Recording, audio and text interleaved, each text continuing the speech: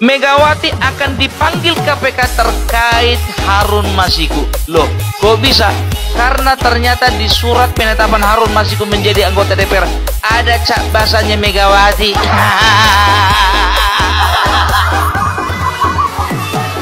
Apa bisa tersentuh itu, Pung? Bisa. Dia itu ketua umum loh, Pung, bisa dipanggil. Tapi dia presiden pun cuma 2 tahun. Apa nggak takut KPK, Pung? Nggak pernah takut. Siapa kali?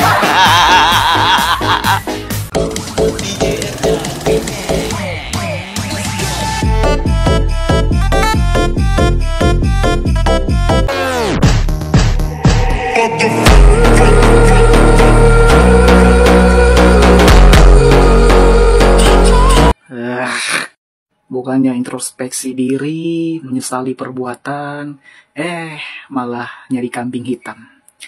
Aduh, kaum-kaum banteng ini gak jauh beda sama anak-anak abah tol itu. Lagian juga, kenapa gak minta tolong sama si nenek Hokage itu? Ya tolong aja lu keluarin dari penjara, dibebasin. Katanya si nenek itu mau datangin Kapolri. Kalau mau diperiksa. Kalau ada yang harus diperiksa itu ya orang ini. Nenek ini. Kenapa yang diperiksa Mulyono dan keluarga Mulyono? Ya ini dong.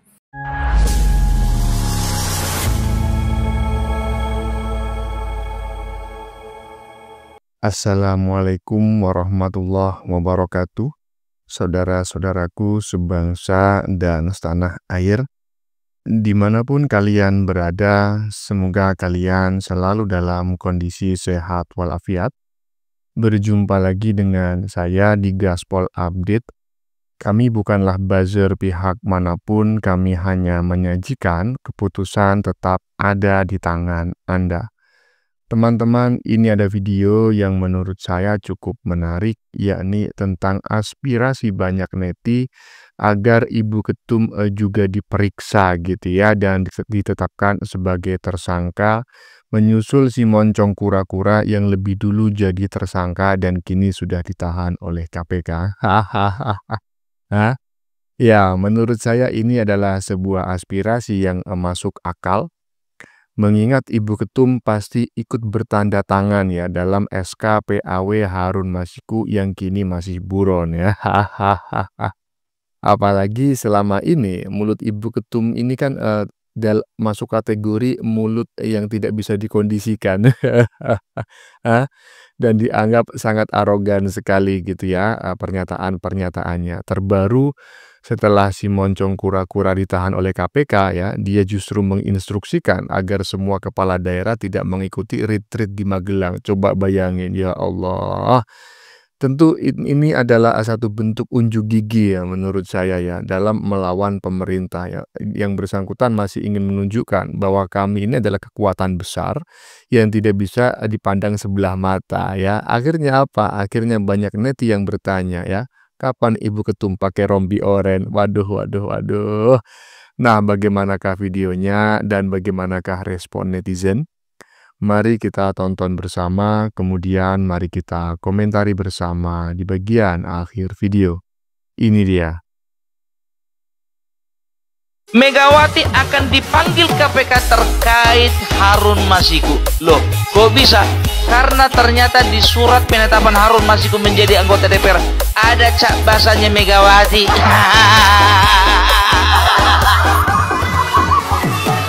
Apa bisa tersentuh itu, Pung? Bisa. Dia itu ketua umum loh, Pung, bisa dipanggil. Tapi dia presiden pun cuma 2 tahun. Apa nggak takut KPK, Pung? Nggak pernah takut. Siapa kali? Ada yang komentar, jangan calling komentar ya. Pung, kenapa bajunya nggak ganti? Kok pakai yang itu lagi? Ya, tahu sendirilah kalian, ya kan? Ini musim liburan, baju harus dihemat-hemat. Lagian kan bau badanku kan nggak kecium sampai sama kalian kan, nggak nyampe ke situ kan? Ya, jadi banyak berbagai pihak mengatakan bahwasanya nggak susah untuk Megawati dipanggil KPK. Karena dia itu orang paling berpengaruh di bangsa ini. Kapan? Itu kemarin. Waktu Bapak Jokowi, itu pun cuma 8 tahun. Begitu 2 tahun belakangan Bapak Jokowi udah nggak mau lagi diatur-atur. Jadi jangan pernah katakan bahwasanya Megawati tidak akan mungkin dipanggil KPK. Mungkin kalau untuk sekarang rencananya dipanggil. Kalau di tengah jalan ada perubahan, ya itu lainlah cerita. Yang penting KPK sudah menunjukkan keberaniannya ya lewat juru bicaranya Tessa Mahardika bahwasanya mereka akan memanggil ketua umum. Karena apa?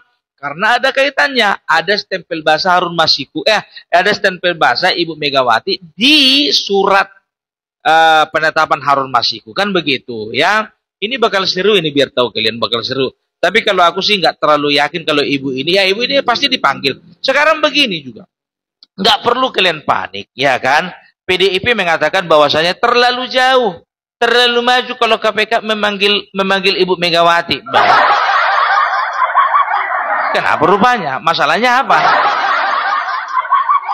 Kan cuma dipanggil. Ya Yasona Lawli dipanggil. Tapi kan nggak ditersangkakan. Kok tahu opung dia nggak ditersangkakan? Nggak tahu juga untuk kedepannya.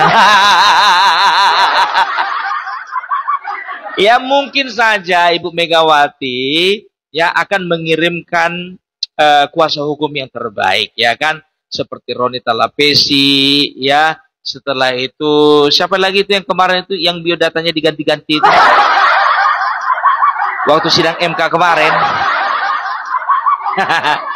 Ya, pasti mereka akan memberikan pernyataan bahwasannya Ibu Megawati itu kan hanya menandatangani, kan begitu. Lah, jadi siapa yang paling bertanggung jawab? Ya pasti Hasto dong. Pasti dilemparnya lagi sama si Hasto. Kalau mau menyelamatkan Megawati, tapi gimana pun juga, ya, gimana pun juga di dalam sebuah surat resmi, apalagi yang ada kaitannya dengan tindakan kejahatan, ya. Kalau ada bubuhan tanda tangan kita di situ, berarti kita juga terkait. Kenapa mau kita tanda tangan? Kan begitu. Nah, misalnya ada surat perjanjian, ya kan, bahwasanya barang ini menjadi milik menjadi milik kami, kan begitu. Diterimalah barang dari A, dari si B. Ternyata terbukti barang dari si B ini adalah hasil dari curian. Nah, otomatis yang A kan terikut-ikut. Iya kan? Itu dia, ya. Ya wajar lah kalau misalnya elit-elit dan juga kader-kader PDIP merasa panas, ya, karena nggak pernah sejarahnya KPK berani memanggil Megawati. Secara gitu loh. Ya, jadi itu dia. Inilah efek dari merasa berkuasa itu. Makanya aku bilang ketika berkuasa kalian jangan pernah jumawa. Ketika kalian tidak lagi berkuasa, jangan selalu merasa menjadi juara. Kan begitu kan? Orang ini kan selalu punya sikap hati dan juga memiliki tingkah laku seolah-olah mereka itu masih jadi juara. Iya, barusan adalah potongan pernyataan Opung Parbelak ya, yang intinya itu memberikan informasi kepada netizen semua, kepada kita semua bahwa KPK itu berpotensi memanggil Ibu Ketum ya, pertama dipanggil sebagai saksi ya, diperiksa sebagai saksi terkait kasus Harun Masiku. Nah, kalau ada 2 alat bukti yang cukup, wah keren kali bahasanya Bang, iyalah ya kan. Jika ada 2 alat bukti yang cukup, maka yang memungkinkan yang bersangkutan yang semula berstatus sebagai saksi ini naik ya menjadi tersangka, ya kan. Dan apabila ketika sudah menjadi tersangka ya, misalnya itu disinyalir atau ditakutkan ya akan menghilangkan barang bukti atau melarikan diri, nah bisa dilakukan penahanan, kurang lebih seperti itulah. Terkait potensi Ibu Ketum diperiksa oleh KPK sudah disampaikan oleh Opung Parbelak barusan alasannya ya, karena PAW pergantian antar waktu untuk anggota DPR baik itu di DPR, ya kalau kasus Harun Masiku ini kan DPR pusat gitu ya. Ya jadi intinya PAW itu tanda tangannya itu tanda tangan ketua umum ya. Kalau si Moncong Kura-Kura ditetapkan sebagai tersangka terkait kasus Harun Masiku, ya gimana yang ketua umumnya yang tanda tangan? Ya jelaslah tersangka juga. Lanjut. Karena itulah sejak awal saya katakan bahwa sebagai sekjen PDI Perjuangan, saya dengan kepala tegak siap menerima konsekuensi apapun bagi Indonesia Raya kita. Karena lagi-lagi Mulyono, apa-apa Mulyono. Masuk aja sendiri ke penjara, ngapain ngajak-ngajak. Lagian ya, kalau mau diperiksa, kalau ada yang harus diperiksa itu ya orang ini, nenek ini. Kenapa yang diperiksa Mulyono dan keluarga Mulyono?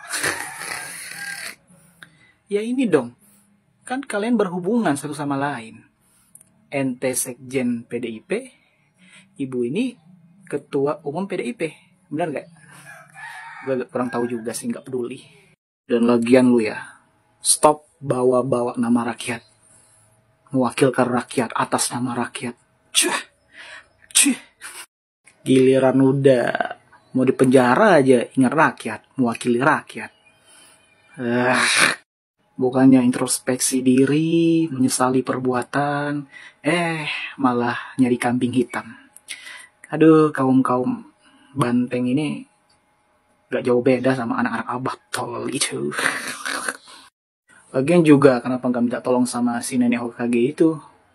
Ya tolong aja lu keluarin dari penjara, dibebasin. Katanya si nenek itu mau datangin Kapolri. Ya udah minta tolong aja. Siapa tahu bebas. Kan kalian penguasa bumi, raja kecil. Sorry. Iya. Menarik sekali menurut saya pernyataan netizen barusan ya, walaupun ya santai begitu ya. Jadi kalau mendekam di penjara ya udah, menurut netizen barusan rasain sendirilah ya, rasakan sendiri, jangan ngajak-ngajak orang ya. Jangan bawa-bawa nama Jokowi lah, inilah keluarganya lah, harus diaudit juga lah, harus diperiksa juga lah. Nah, menurut netizen barusan yang paling berpotensi diperiksa dan itu paling masuk akal adalah Ibu Ketum, ya kan? Kenapa demikian? Ya karena kasus ini berhubungan dengan PAW. Jadi menurut saya ini sangat cerdik sekali ya. Orang atau pihak yang menjerat si Moncong Kura-Kura ini bukan kasus korupsi, melainkan kasus PAW. Sebetulnya kasus PAW ini memang sebuah penipuan di situ ya, karena ada unsur misalnya ternyata si Harun Masiku ini bukan suara terbanyak bukan suara terbanyak nomor 2 begitu ya, karena kan aturannya jika anggota DPR itu berhalangan tetap gitu ya, dalam tanda kutip itu meninggal dunia, maka yang menggantikannya adalah anggota calon legislatif dengan suara terbanyak kedua di dapil yang sama, kan seperti itu. Nyatanya kan Harun Masiku kan bukan, bahkan juga tidak dari dapil yang sama, ya kan. Nah, begitu ini dipersoalkan, bukan hanya akan menyeret si Moncong Kura-Kura, tetapi juga Ibu Ketum, ya. Mantap kali ini. Lanjut.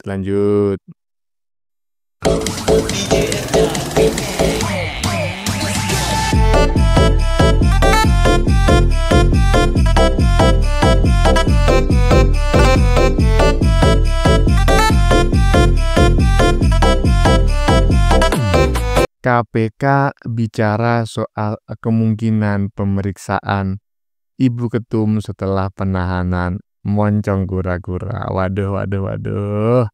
KPK bicara ya penahanan, ya oke, setuju, oke gas ya, setuju, oke gas. Bapakku bilang ya kan, tidak ada yang kebal hukum, walaupun itu si raja kecil, nggak ada, udah zamannya beda ya kan. Di zaman Jokowi mungkin Jokowi ingin menerapkan itu, tetapi sangat sulit sekali mengingat Jokowi itu justru menjadi presiden karena diusung oleh partai yang bersangkutan ya. Saat ini Prabowo kan punya partai sendiri lah. Lanjut. Akibat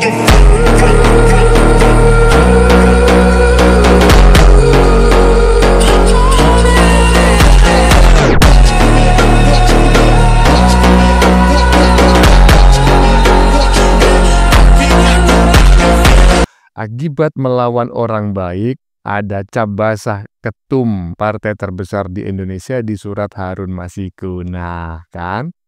Apa yang saya katakan tadi? Iyalah, ya kan? PAW itu pasti ada tanda tangan ketum partai masing-masing, ya. Misalnya anggota DPR dari Partai Nasdem misalnya. Dilakukan PAW. PAW itu pergantian antar waktu, yaitu adalah istilah di kedewanan anggota DPR lah gitu ya. Nah, itu yang bertanda tangan itu adalah ketum partai masing-masing. Lah, sekarang ya kan, kasusnya Harun Masiku ya kan, dari partai terbesar di Indonesia. Yang jadi tersangka baru si Sekjen. Maka patut diduga, tidak menutup kemungkinan dalam waktu yang tidak lama lagi Ibu Ketum juga akan menyusul. Jadi tersangka. Aduh, lanjut. Saudara kenal dengan Harun Masiku? Bagaimana? Saudara kenal dengan Harun Masiku? Sama sekali tidak. Ya terlepas sama saudara kenal atau Lihat tidak. mukanya, fisik juga tidak pernah, hanya fotonya. Siapa? Ini saya orang Kristen, Pak. Pak Menteri tidak kenal Masiku? Tidak tahu Masiku? Tahu bahwa dia ada cabang dan partai yang sama dengan Pak Menteri? Sebelumnya tidak tahu? Berani sumpah? Berani sumpah? Berani coba sumpah lagi. Tadi kan Pak Menteri bilang saya ini orang Kristen. Pak.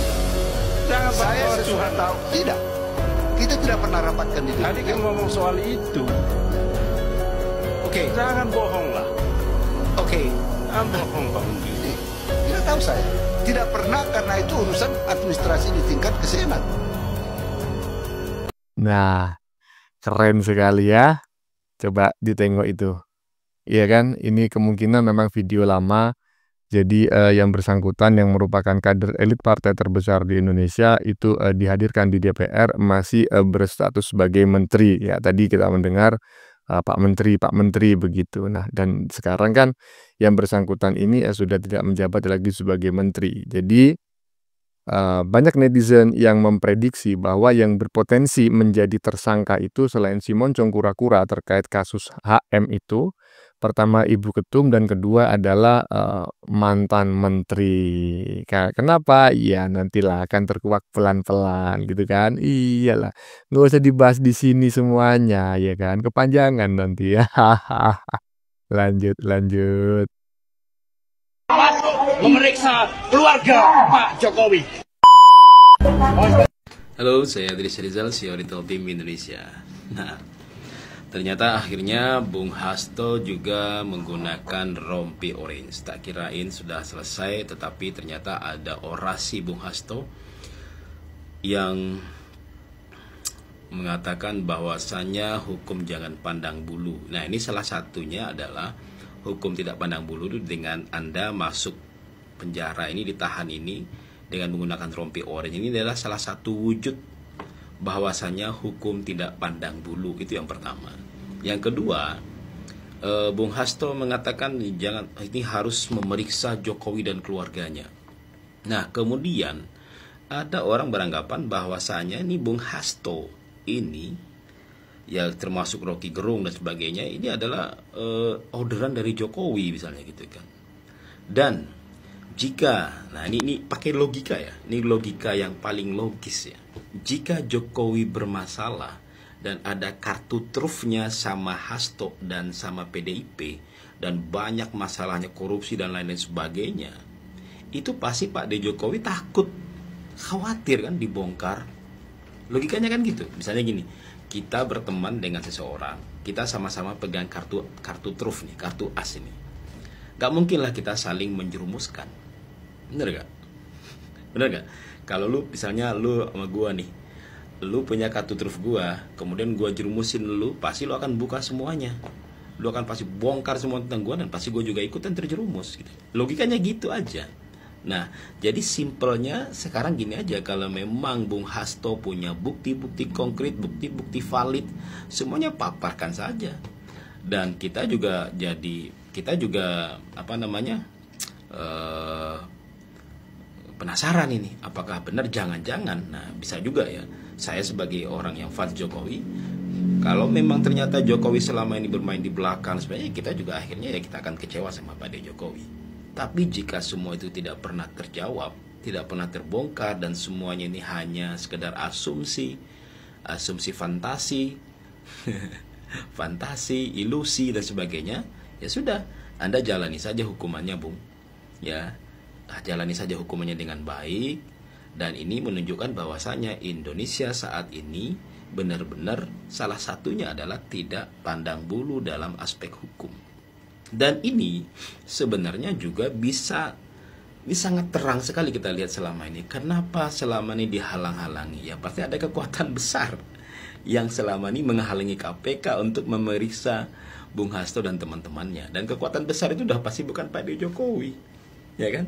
Nah, kekuatan besar itu apa? Ya sekarang udah terjawab, masyarakat bisa jawab sendiri. Saya juga gak bisa menuduh dan sebagainya, tapi masyarakat yang pintar dan cerdas sudah pasti bisa melihat, oh ternyata KPK selama ini dikangkangi oleh siapa ya?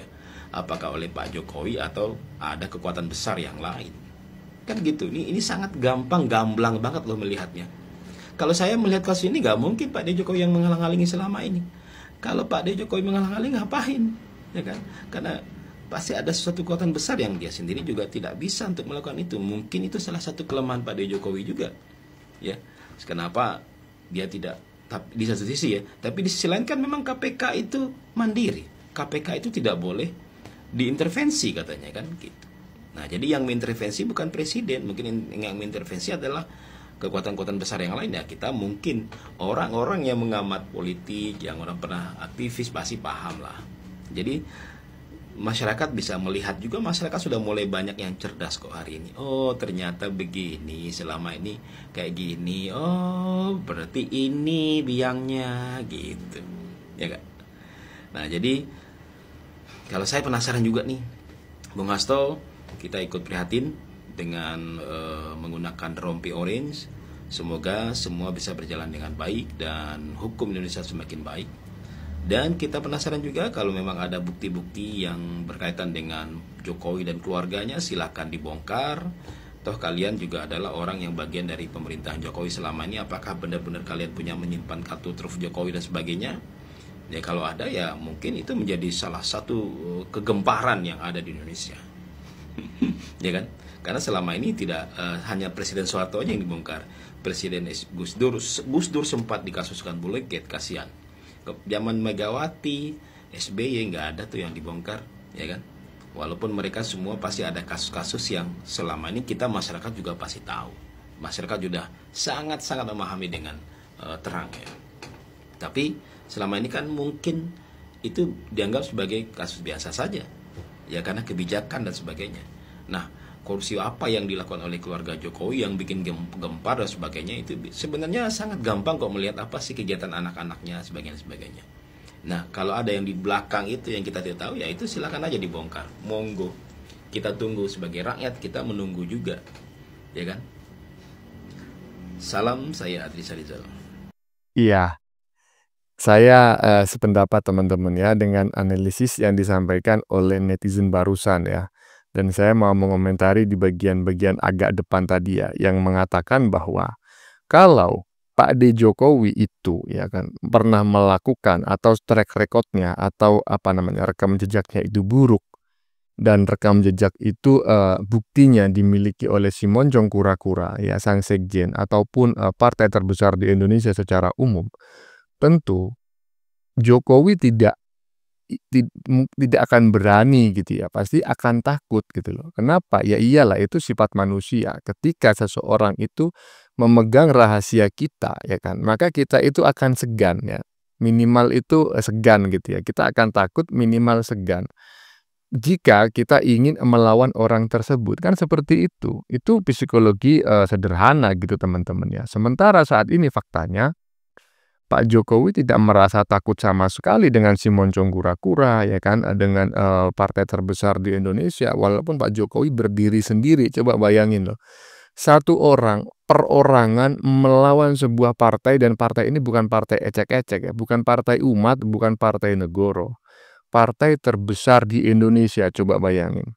Pak Jokowi nggak merasa takut ya, termasuk ketika diancam oleh si Moncong Kura-Kura bahwa si Moncong Kura-Kura memiliki bukti rekaman video yang katanya saat ini disimpan di Rusia, yang kalau itu dipertontonkan maka akan membuat peta perpolitikan Indonesia berbalik katanya.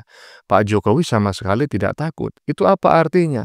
Sebetulnya ya si Moncong Kura-Kura dan partai terbesar di Indonesia ini tidak pernah menyimpan rahasianya Jokowi gitu loh. Hahaha. Lanjut.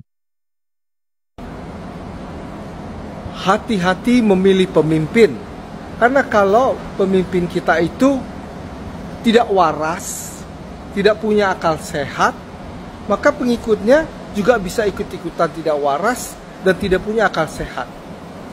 Indonesia dipimpin oleh presiden yang sudah terpilih secara konstitusional. Karena itu setiap kebijakan presiden maupun para pembantu presiden itu sifatnya mengikat. Masa ada ketua umum partai yang melarang kader-kader atau kacung-kacung mereka untuk ikut dalam pembinaan? Ini suatu sikap yang bodoh, yang sangat tidak bisa diterima karena menunjukkan arogansi yang luar biasa. Ketua partai itu bukan siapa-siapa, hanya memimpin partai politik. Dia tidak boleh ikut campur urusan negara secara langsung, apalagi meminta atau menganjurkan kader-kadernya untuk mengabaikan arahan dari pemerintah pusat. Ini ketua partai sudah tidak masuk akal, sudah tidak pantas untuk terus memimpin. Hanya orang-orang bodoh yang masih mendengarkannya. Kalau saya jadi pemerintah, asisten-asisten pembantu Pak Prabowo, saya pecat seluruh kepala daerah yang tidak mengikuti pelatihan hanya karena mendengar ketua umum yang sudah tidak waras. Indonesia maju karena kita semua patuh pada konstitusi, bukan patuh pada ketua umum partai. Saya sepakat ya. Jadi kita patut hati-hati dalam memilih pemimpin ya. Kenapa? Ya tahu sendirilah ya kan. Kalau pemimpinnya itu blow on ya kan, maka sama aja kita yang kategori secara intelektual tidak blow on harus mengikuti orang blow on. Coba bayangin ya kan. Ya nggak mau lah ya, jangan lah ya kan. Jadi berhati-hatilah memilih pemimpin, karena keputusan pemimpin itu harus diikuti oleh para pengikutnya ya. Sementara pemimpinnya itu ngak-ngok gitu ya. Sementara pemimpinnya itu jauh api dari panggang ya kan. Macam si Moncong Kura-Kura, semacam Ibu Ketum ya kan. Jadinya apa? Coba bayangin sekarang ya kan. Ibu Ketum ini menginstruksikan kepada seluruh kepala daerah di Indonesia yang merupakan kadernya ya kan, agar tidak hadir atau minimal itu menunda kehadiran di retreat di Magelang. Coba bayangin ya kan. Ini kan sudah pembangkangan terhadap presiden ya. Nah, jadi pemimpin macam kayak gini ini nggak bagus gitu loh. Ya, pun ini juga menjadi peringatan kepada seluruh rakyat Indonesia agar memilih pemimpin ya, baik anggota legislatif maupun wali kota, bupati maupun gubernur gitu ya. Jangan memilih pemimpin yang macam kayak gitu loh maksudnya. Pesannya kalau kurang lebih seperti itulah yang saya tangkap ya. Oke teman-teman. Sudah kita saksikan bersama beberapa video yang sudah kami sajikan. Tadi di bagian depan kita lihat bersama video tentang si mantan menteri yang dicecar banyak pertanyaan oleh anggota DPR terkait buron Harun Masiku ya. Jadi kemungkinan tidak hanya Bu Ketum saja yang berpotensi menjadi tersangka terkait kasus PAWHM itu, tetapi juga si mantan menteri tersebut ya, yang juga merupakan kader elit partai terbesar di Indonesia. Banyak neti yang berharap ya agar Ibu Ketum dan pihak lain yang terlibat, entah itu siapa, juga dijerat ya dengan hukum yang berlaku, agar tidak ada lagi ketua umum partai yang arogan dan sok kuasa seperti yang sering kita lihat akhir-akhir ini ya. Sampai-sampai seolah dirinya menahbiskan dirinya sendiri lebih berkuasa daripada presiden. Itu kan koclak teman-teman ya. Masa ketua umum partai seolah-olah memposisikan dirinya itu lebih berkuasa daripada presiden. Macam mana ya kan? Oke, teman-teman. Konten yang baru saja kita saksikan ini adalah tentang aspirasi banyak neti agar Ibu Ketum juga diperiksa gitu ya, dan ditetapkan sebagai tersangka menyusul si Moncong Kura-Kura yang sudah lebih dulu jadi tersangka dan kini telah ditahan oleh KPK. Ya, menurut saya ini adalah sebuah aspirasi yang masuk akal, mengingat Ibu Ketum pasti ikut bertanda tangan ya dalam SKPAW Harun Masiku yang kini masih buron itu ya. Apalagi selama ini mulut Ibu Ketum kan tidak bisa dikondisikan ya, dan dianggap sangat arogan sekali ya. Terbaru setelah si Moncong Kura-Kura ditahan oleh KPK, dia menginstruksikan melalui surat resmi ya kepada semua kepala daerah yang merupakan kader Kebo agar tidak mengikuti retreat yang diselenggarakan pemerintah di Magelang ya. Tentu ini adalah sebuah bentuk unjuk gigi ya dalam melawan pemerintahan, minimal itu menurut dugaan saya ya. Akhirnya ya banyak neti yang bertanya, kapan Ibu Ketum pakai rompi oren? Waduh, kalau udah macam kayak gini udah ampun dah ya, nggak ikut-ikut saya, nggak ikut-ikut. Bagaimana menurut kalian? Keputusan ada di tangan Anda, silakan tulis di kolom komentar baik Anda yang setuju maupun yang tidak setuju dengan isi konten ini. Sebelumnya saya memohon maaf ya, jika dalam penyajian konten ini ada kata-kata yang menyinggung, kurang tepat penggunaannya, atau ada data yang dianggap keliru atau salah. Saya memohon maaf yang sebesar-besarnya. Kita jumpa lagi di lain video. Salam NKRI.